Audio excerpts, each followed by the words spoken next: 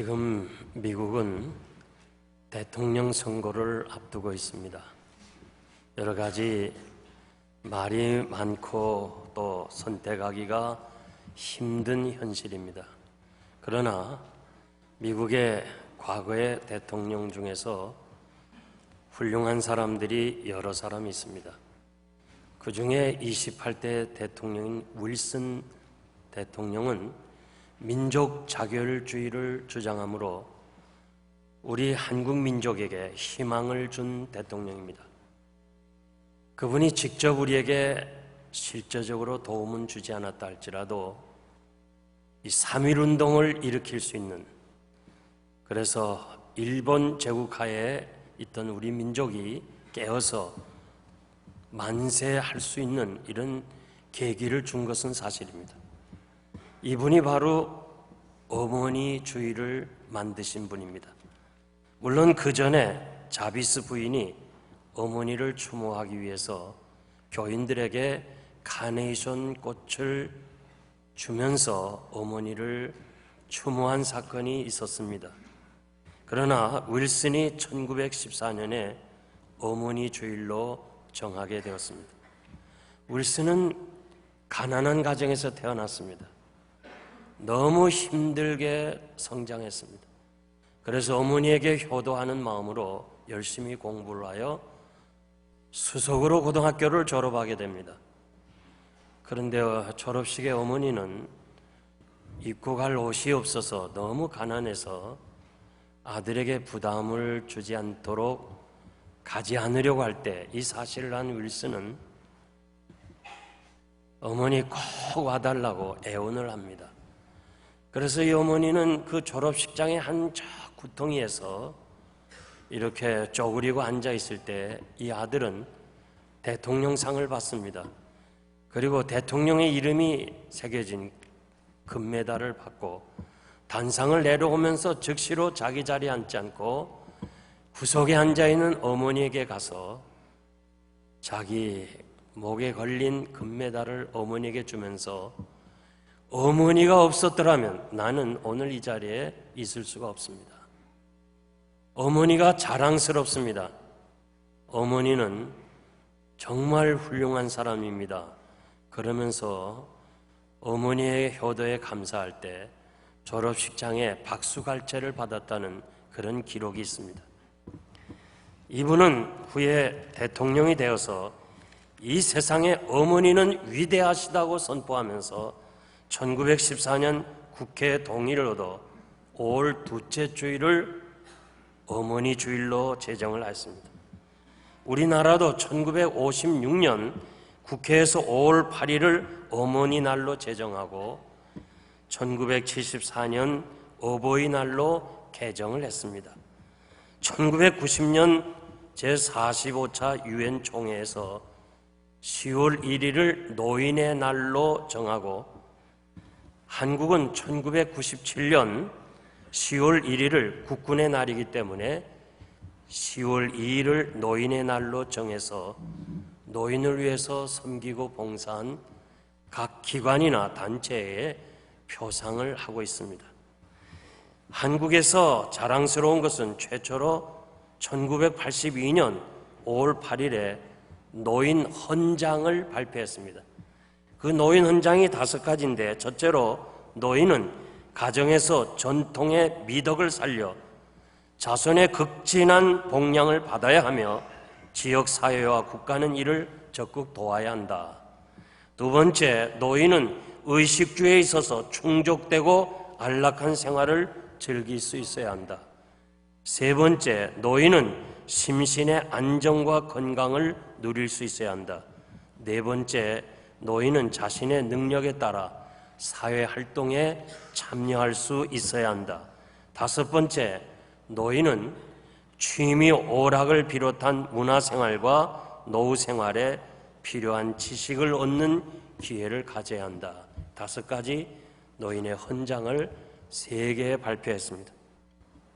이 노인의 헌장을 보면 한국 민족은 다른 민족과 달리 효도하는 것을 우리가 볼 수 있습니다. 한국 사람은 학문의 가치를 두었다면 효도에 인간의 가치를 두었습니다. 효도 못하면 인간이 아니라고 정죄하였습니다. 살아계실 때도 효도하고 죽어서도 부모 생각하는 민족은 한국 민족입니다. 나이 많은 어른이 있고 그분들을 모시고 사는 것은 가문의 영광으로 알고 자랑스럽게 생각했습니다. 생명의 문제는 자신이 어떻게 할 수가 없지만은 부모가 세상을 떠났을 때는 자식이 우리가 잘못해서 부모가 이렇게 세상을 떠났다 하면서 책임은 우리에게 있다는 뜻으로 자신은 죄인이라는 의미로 상복을 입은 것을 여러분들이 잘 알고 있습니다. 그런데 지금은 많이 변해가고 있습니다. 변해도 빨리 변해가고 있습니다. 디모데후서 3장 2절 보니까 말세에는 마지막 때에는 이런 현상이 있을 것인데 사람들이 자기를 사랑하고 돈을 사랑하고 쾌락을 사랑해서 결국 부모를 거역한다고 예언했습니다. 마태복음 24장 12절 말씀 보면 우리 주님은 마지막 때 불법이 성함으로 많은 사람이 사랑이 식어진다고 그랬습니다. 자기 사랑, 돈 사랑, 세상 사랑, 쾌락 사랑을 하기 때문에 불법이 많아지고 결국 부모 사랑을 잃어버린다고 말씀하고 있습니다. 선조 임금 때 어느 지방에 살인사건이 났습니다. 지방 관가에서는 이 살인자를 찾기 위해서 백방 노력했는데 잡히질 않습니다. 그런데 어느 날 딸이 아버지를 밀고 합니다. 우리 아버지가 살인을 했습니다. 그래서 아버지를 잡아다가 운책해 보니까 자백을 받았습니다. 지방 관가에서는 임금님에게 모든 사건의 이야기를 올리면서 이 딸을 포상해 달라고 이렇게 진상했습니다. 그런데 선조는 그 딸을 서울로 불러들이라고 명령을 했습니다. 그러면서 백성들 앞에서 범인 잡을 수 있도록 도와준 것은 좋은 일이지만은 딸이 아버지를 고발해서 죽게 하는 것은 이것은 잘못이다. 이건 불효다 하면서 극형에 처하라고 그랬습니다. 물론 이 딸이 밀고 한 것에 대해서 잘못한 것도 있지만은 극형에 처한 것은 여러분들이 너무했다고 판단하지만 우리 선조들이 얼마나 부모에게 효도했던가를 알려주는 일종의 한 사건입니다. 효도 못하면 사람이 아니다. 이것이 우리 민족의 세계관입니다. 한국의 최초의 의료 선교사인 앨런은 우리나라를 소개하면서 조선은 늙음과 죽음이 두렵지 않는 노인들의 천국이라고 선교부에 보고를 했습니다. 인류학자 아놀드 토인비는 장차 한국이 인류에게 기여할 수 있는 것은 효사상이라고 그랬습니다. 이 지구가 멸망하고 이제 우리가 다른 별로 이사를 간다면 인류가 이 지구상에서 가지고 갈 것은 딱 하나인데 한국인의 효도사상이라고 그렇게 이야기를 했습니다. 세계에 자랑할 수 있는 것이 한국의 효도입니다. 그러나 지금은 여러분들이 아는 대로 많이 달라졌습니다. 한국은 2000년에 노인 인구가 전체 인구의 7.2%인데 이제 2018년이 오면 14.3%, 2026년에는 20.8% 초고령 사회에 들어간다고 그렇게 보고를 합니다. 노인 학대 실태를 가정 안에서 일어나기 때문에 은폐를 합니다. 자식이 부모를 학대하고 여러 가지 참 구박하는 때리는 그런 자녀들이 있지만은 차마 부모가 고발은 하지를 못합니다. 그런데 노인 자원봉사센터가 직접 체험을 한 그 사실에 근거해서 통계를 냈는데 작년 한 해 노인이 심하게 학대를 받은 사람이 13.8 8%나 된다고 합니다. 그리고 나머지 70% 이상은 직접 간접으로 학대를 받아본 적이 있다고 답변했습니다. 영국의 유명한 역사가 에드워드 기번은 로마 제국의 멸망사라는 책을 썼습니다. 우리가 아는 대로는 로마 제국의 멸망은 도덕적인 윤리적인 면이라고 그렇게 알고 있습니다. 그런데 이분은 그것이 아니고 로마의 멸망의 원인은 젊은이들에게 있다는 거예요. 대로마 제국이 자부심과 부와 함께 도취되어 지나온 역사와 로마 제국을 이끌어온 어른들의 지혜와 판단과 의견을 거부하고 무시하였다는 것입니다. 당시 로마의 젊은이들은 60세 이상은 필요가 없다. 그냥 다리 밑으로 또 밀어뜨려 죽여라. 이런 구호를 외치면서 노인을 무시했다는 거예요. 결국은 로마의 멸망은 젊은이들 때문이라 그렇게 기록했습니다. 오늘의 한국의 현실을 보는 것처럼 우리의 미래가 어두운 것을 볼 수 있습니다. 박상철 서울대학교 의과대학 교수가 체력과학노화연구소를 차리고 조선일보와 함께 우리나라 전국에서 100세 이상 건강하게 사신 분 150명을 이렇게 만나서 선정하고 그들이 어떻게 이렇게 장수하고 건강하게 지냈느냐 연구를 해보니까 유전이 아니라는 거예요. 그럼 뭐냐? 사회생활 양식과 환경이라고 그랬습니다.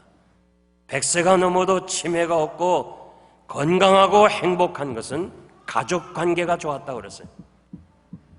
무엇보다 자식들에게 효도받는 그 부모라고 그렇게 대답을 했습니다. 그러니까 100세 이상 장수한 사람의 비결은 자식들에게 있다고 그렇게 보고를 했습니다. 그러니까 우리가 어떻게 살아야 될 것인가를 이해할 수가 있습니다. 뉴욕 대학의 도로레스 크리저 박사는 우리 사람의 손에는요, 감촉을 느낄 수 있는 기관이 500만 개나 있다고 합니다. 그래서 서로 손을 마주 잡으면 혈액 속에 있는 헤모글로빈의 산소 운반 작용을 크게 촉진시킨다는 거예요. 옆에 있는 사람에게 슬며시 손 좀 잡아보세요.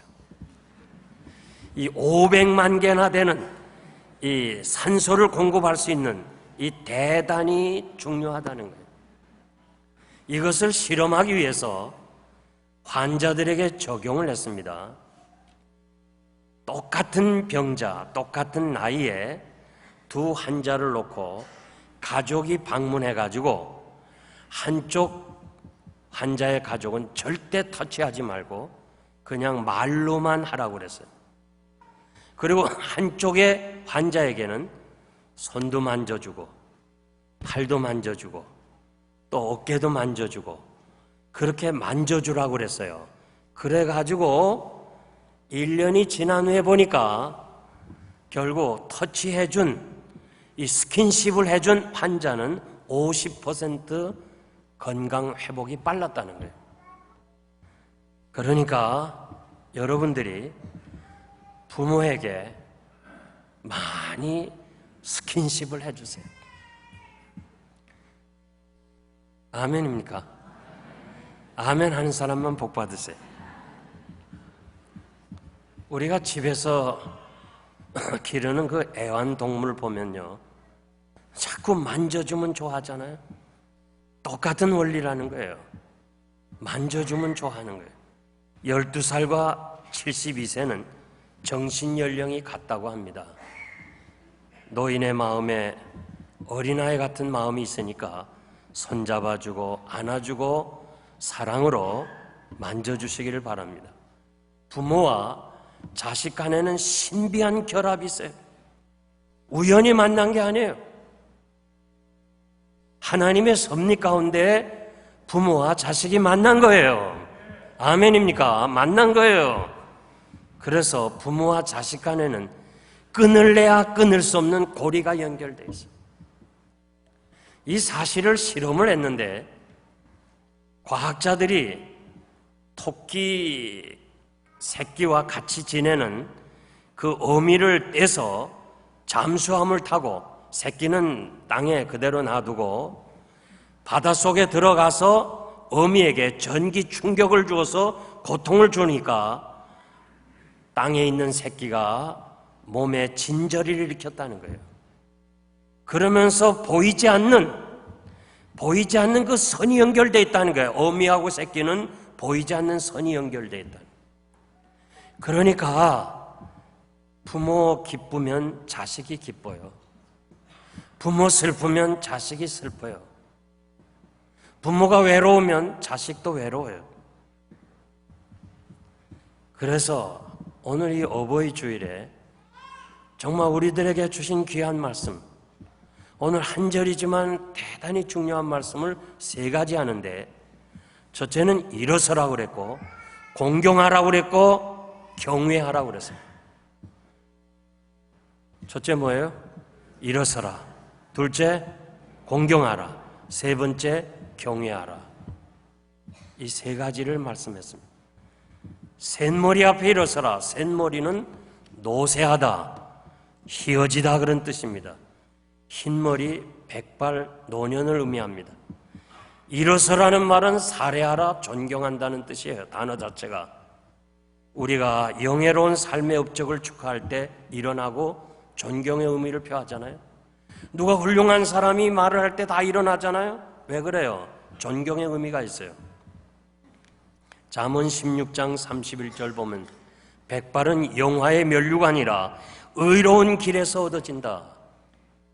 백발은 영화의 면류관, 그 본인에게 면류관인데 그냥 얻어지는 것이 아니고 의로운 길에서 주님과 함께 살아온, 주님의 축복으로 살아온 그 생애이기 때문에, 주님이 함께 하신 생애이기 때문에, 주님이 축복하신 생애이기 때문에 일어서라, 존경하라는 거예요.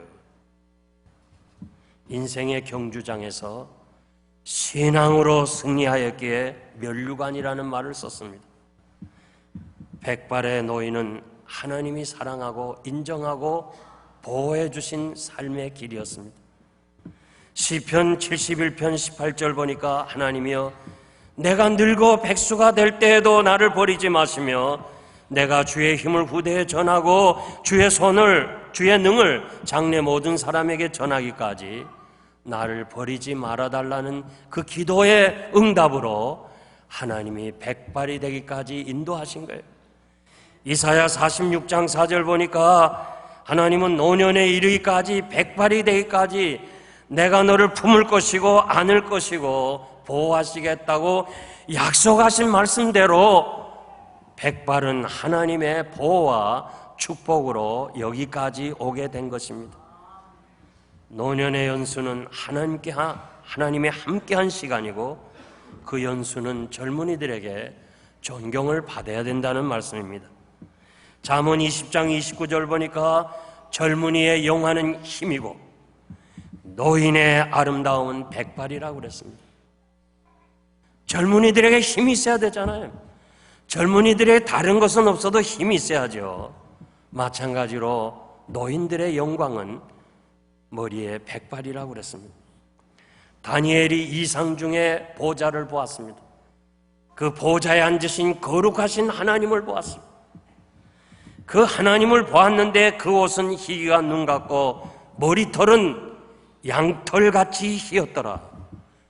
다니엘이 영광 중에 하나님 나라의 보좌에 앉으신 그분을 배웠는데 그분의 머리털이 양털같이 희어졌더라고 그랬어요.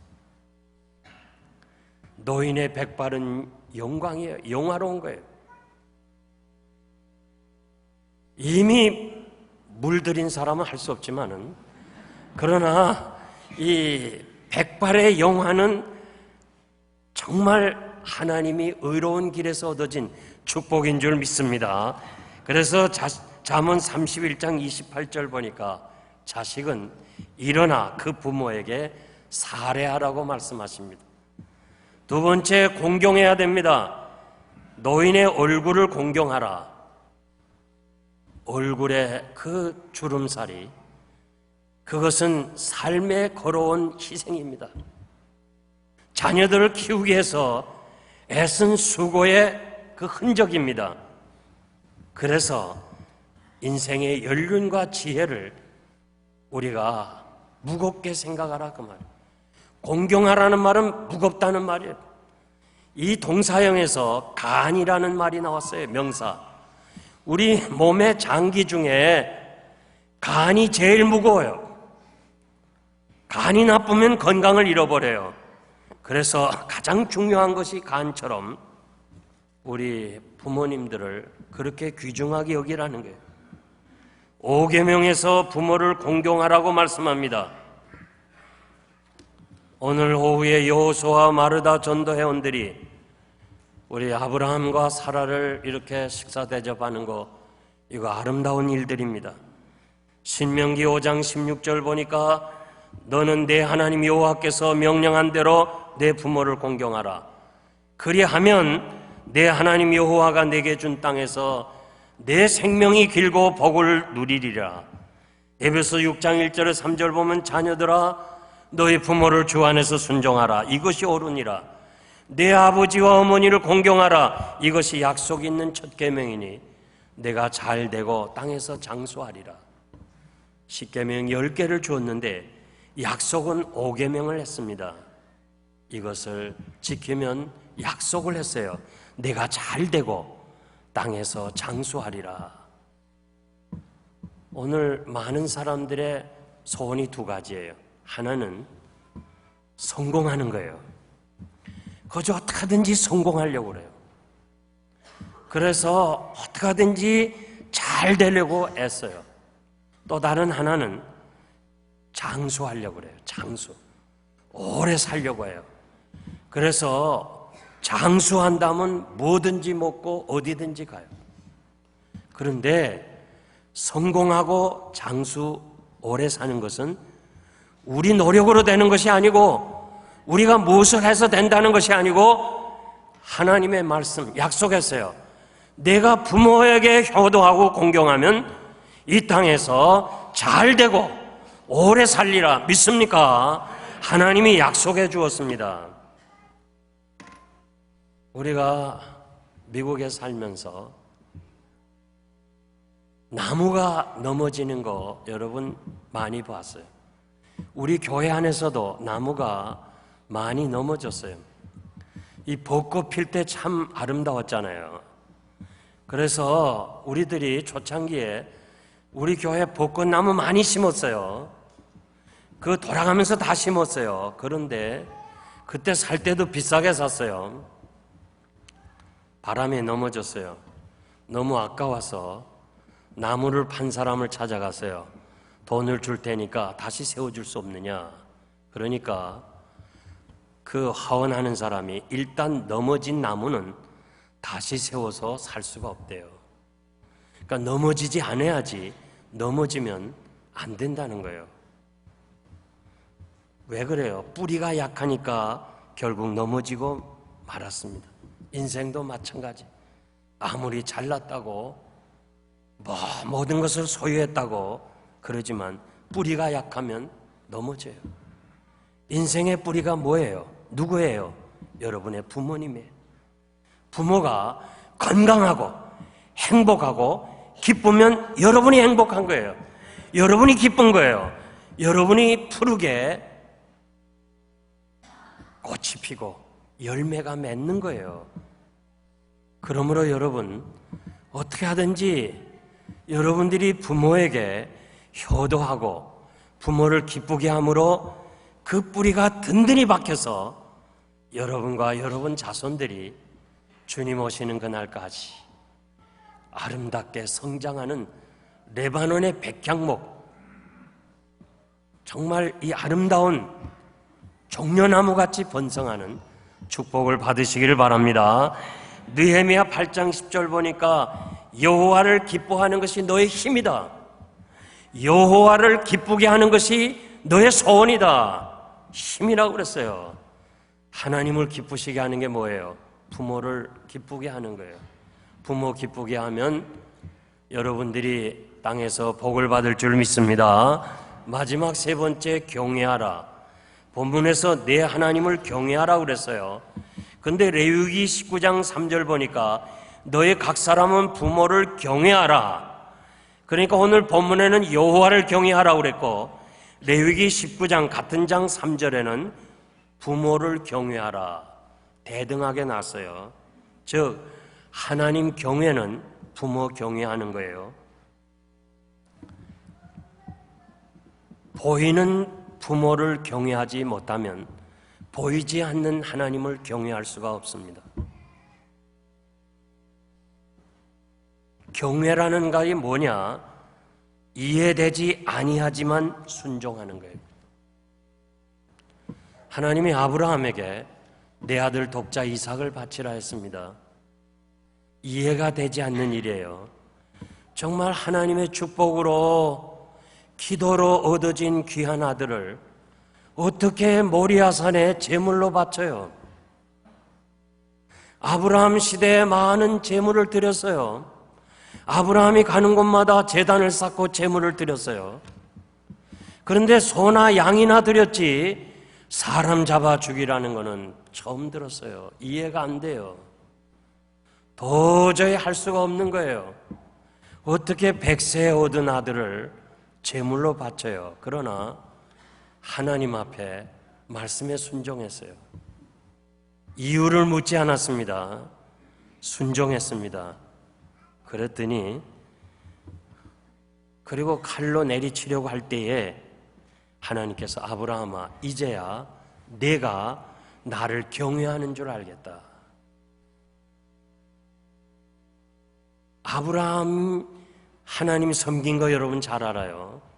아브라함 믿음으로 살아온 거 잘 알아요. 그런데 그 마지막 순간 자식까지 하나님께 드리는 그 순간에 하나님이 이제야 내가 나를 경외하는 줄 알겠다. 레위기 주제는 거룩입니다. 거룩이 무엇입니까? 이스라엘 온 회중은 거룩해야 됩니다. 레위기 19장 2절이에요. 이유는 하나님은 거룩하시기 때문에 그렇습니다. 그런데 3절에 거룩은 부모 경외하는 것이다. 거룩은 부모 경외하는 것이라고 말씀합니다. 우리는 보통 하나님을 향해서는 거룩합니다. 그러나 부모에 대해서는 거룩한 행동을 하지 못할 때가 있는데 부모에게 거룩한 것이 하나님을 거룩하게 하는 것이라고 그랬습니다. 레위기 19장에 제시하는 모든 법과 규례는 백성들이 거룩하게 살기 위해서 주신 법입니다. 여러분들이 집에 가서 레위기 19장을 보면은 하나님의 백성으로서, 하나님의 거룩한 백성으로서 살아가기 위해서 이런 법을 쭉 지키라 하면서 제일 먼저 언급한 것이 부모 경외입니다. 부모 경외하는 것으로부터 세상 법을 지킬 수 있다는 거예요. 세상 법도 마찬가지고 하나님의 법도 마찬가지예요. 부모님이 나를 낳아주시고 길러주신 것처럼 하나님이 우리를 세상에 보내시고 지금까지 하나님의 섭리로 여러분을 인도해 주신 줄 믿습니다. 그러므로 부모에 경외하는 것, 하나님 경외하는 것과 동일한 것입니다. 마태복음 19장에 보면 부자 청년이 예수님에게 찾아와셔서 내가 어떻게 하면 영생을 얻겠냐 물었을 때 계명을 지키라고 그랬습니다. 내가 다 계명을 지켰습니다. 그럴 때 다시 주님 말씀하시기를 내 부모를 공경하라. 그러니까 영생과 부모 공경을 동일시하게 했어요. 대단히 중요합니다. 하나님을 경외하는 것과 그리고 영생을 소유하는 것, 모든 신앙의 기초는 부모 공경에서부터 시작되는 것입니다. 레위기 20장 9절에 보니까 무릇 아비나 어미를 저주하는 자는 죽이라. 아비나 어미를 저주하는 사람은 죽이라고 그랬어요. 왜 그래요? 하나님과 부모를 동등하게 생각했기 때문에 그렇습니다. 1계명에서 4계명은 하나님 사랑하고 6계명에서부터 10계명은 사람을 사랑하라는 거예요. 1계명과 이 10계명 사이에 5계명이 있어요. 5계명이 뿌리째 역할을 해요. 다리 역할을 해요. 5계명을 지켜야 하나님 사랑하고 사람을 사랑할 수 있다는 거예요. 그러니까 부모 효도해야 하나님께 계명을 지키고 사람들을 사랑할 수 있다는 거예요. 오늘 형무소에 있는 모든 죄수들은 신상을 조사해 보면 딱 하나의 공통점이 있어요. 부모에게 불효한 거예요. 그래서 부모 사랑하는 것은 하나님 사랑하는 것이에요. 여러분, 하나님 사랑하고 부모님 사랑하고 하나님께 충성하고 부모님께 충성하시기를 바랍니다. 이제 제가 말씀을 맺겠습니다. 성지에 가면 특이한 광경들을 볼 수 있는데 다윗 왕의 무덤은 지금도 많은 사람들이 그 무덤을 찾아갑니다. 그리고 그 무덤에 들어갈 때는 경건하게 들어가야 돼요. 모든 사람은 다 기파를 써야 돼요. 모자. 그 기파는 하나님이 우리와 함께 하신다는 뜻이에요. 그래서 그 유대인들은 다 기파를 쓰고 가는데 우리 관광객은 어떻게 되느냐? 관광객도 그냥 들어가면 안 돼요. 그 좋은 기파는 안 쓰고 종이 접시 같은 종이로 만든 모자를 쓰고 들어가야 돼요. 그 거절하면 들어가지 못하게 해요. 그래서 그걸 쓰고 다윗 왕의 그 무덤에서 성경을 읽어요. 그래서 나올 때 그걸 기념으로 종이컵이에요. 아무것도 아니에요. 그걸 가져오려니까 가져가지 말래요. 그건 네가 가져가면 안 된다. 그래서 가져오지를 못했어요. 그때 가져왔으면 여러분들이 보여드릴 텐데 없어요. 다윗은 지금도 이스라엘 백성들과 세계 관광객들에게 존경을 받고 있어요. 그런데 기드론 골짜기를 가다 보면 공동묘지가 나오고 그 공동묘지 중앙에 아주 이렇게 이 뿔처럼 굴뚝처럼 세운 그런 무덤이 하나 있어요. 이스라엘 여자들이 그 기드론 골짜기를 지나가면서 아이들에게 돌을 주면서 저 무덤을 향해 던지라는 거예요. 그래서 하도 이상해서 왜 그러냐 물어보니까 저거는 압살롬의 무덤이라는 거예요. 이 불효자식은 돌로 맞아야 된다는 거예요. 그래서 이스라엘에서 불효자식은 전부 데려다가 교훈적으로 압살롬의 무덤가에 가서 돌을 던지게 했어요. 돌 무더기가 돼버렸어. 그래서 이스라엘 정부가 그걸 다 치우고 이제는 돌을 던지지 말라고 그래서 여러분들이 볼 수가 없을 거예요. 사람이여, 죽어도 효도한 사람은 복을 받고 불효한 사람은 이렇게 참으로 저주를 받는 것을 우리가 알 수 있습니다. 메리 파이퍼라는 심리학자는 부모에 대한 사랑은 곧 자기의 미래에 대한 사랑이라고 그랬어요. 여러분들이 부모에게 공경하면 그것은 자기 미래의 공경을 받는 거예요. 심는 대로 거둔다는 것은 영원한 진리예요. 여러분들의 삶이 다 심어지고 있어요. 무엇을 심든지 간에 그 심는 대로 내가 받는니까, 내가 당하게 되니까 어떻게 하든지 여러분들이 잘 심으세요. 부모에게 효도 많이 하세요. 그러면 자신도 효도를 받게 되는 거예요. 언제나 젊은 거 아니에요? 언제나 힘 있는 거 아니에요? 늙고 병들고 약할 때가 올 테니까 지금 여러분들이 부모에게 효도함으로 우리가 미국에서 할 수 있는 게 딱 하나예요. 전통적인 한국인의 그 민족적인 사상, 부모 효도하는 거 떠나시기 전에 함께 있을 때 부모에게 효도해서 내가 잘되고 땅에서 장수하리라는 이 하나님의 축복을 받는 여러분 되시기를 바랍니다.